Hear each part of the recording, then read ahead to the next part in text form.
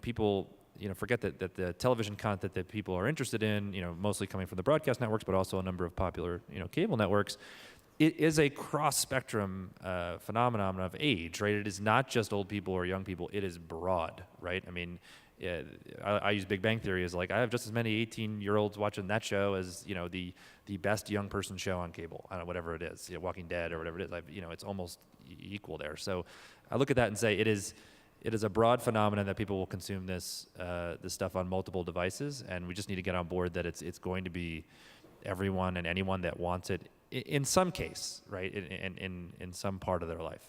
Yeah,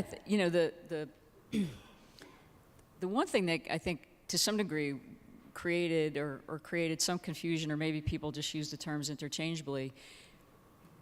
In the earliest of days, there was this notion of, well, it's OTT, so it's taking it to your device. And the answer today, it's of course multi-platform, and whether it's your existing service today through your traditional, pay TV service to a multi-platform experience is kind of, column A, or if it's a series of, OTT access, again, cross-platform. I think we have to get kind of beyond that distinction. OTT is a horrible word. It's a horrible word. First of all, it's technically under the bottom, not over the top. Yeah. So we should call it UTB, huh? And it already sounds so pejorative, right, in all of our minds. And it's actually just like, it's just internet delivered versus IP delivered versus closed, fixed. No, I completely agree with you. It is next to the term synergy. It's not quite that bad yet, but it is certainly overused. So let's come up with a new phrase, and maybe we'll make a catch on here. Under the bottom, UTB? I don't know. Not good either.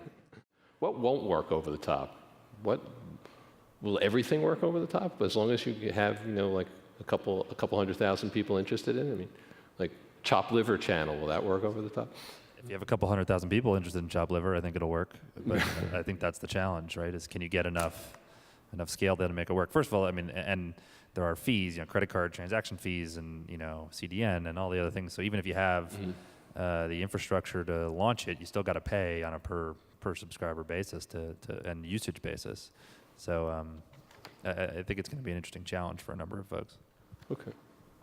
I think as long as you have consumers that want to watch that content, and you can build up a big enough audience that you can attract advertisers, that you can. I mean, if you don't have the audience that's chasing the content, then you don't really have anything.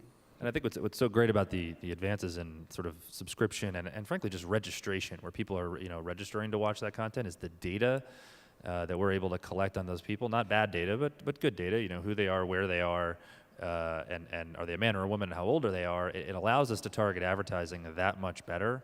Eliminates waste for us, so it makes us more efficient. Eliminates you getting advertising you don't like to see when it's delivered to you, or at least it's more targeted towards you.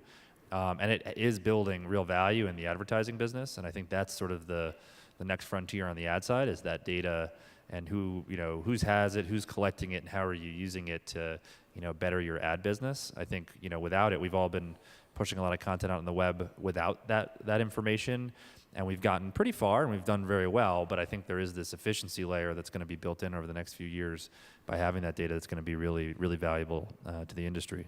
Yeah, I mean, definitely a shift from kind of what was described as kind of personalized marketing to what's programmatic marketing. How effective can you be? And you're right, and you using kind of what is being mined now is incredibly valuable. I mean, as I look at the data element of it, the thing that I'm really curious about for the CBS All Accesses and all of the other services, how long term do you compete with the Googles, the YouTubes, the Amazons, those that are really expert at data, at leveraging data?